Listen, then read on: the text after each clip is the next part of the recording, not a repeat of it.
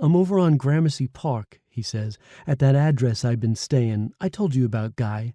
I came in with him at rounds last week. What? I said. That old number? Yeah, Dr. Crashnitz.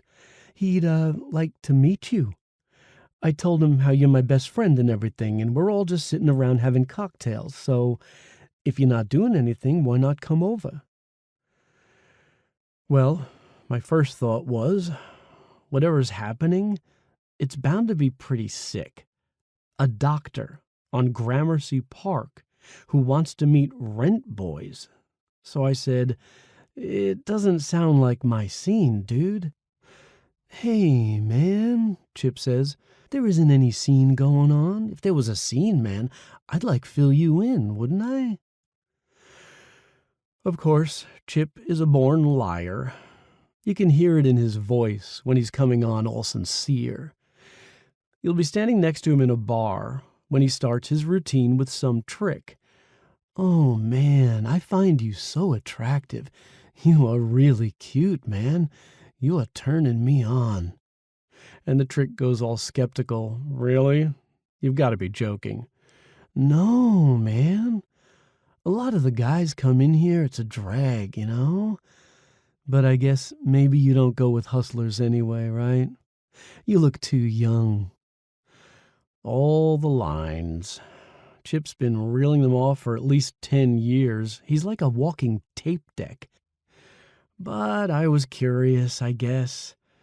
Like I told you, I've always had a lot of complicated feelings about Chip, and I suppose I wanted to see just how tired this new scene of his was.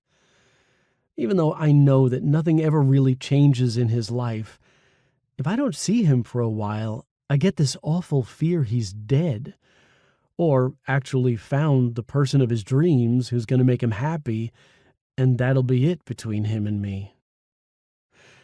I don't live that far from Gramercy Park. I've had this place on 28th Street for a couple of years since I left the hotel. It's a floor-through with 4 rooms, kind of medium size.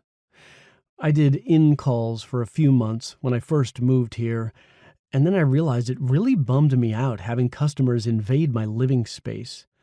Besides, the encounter is about fantasy, right?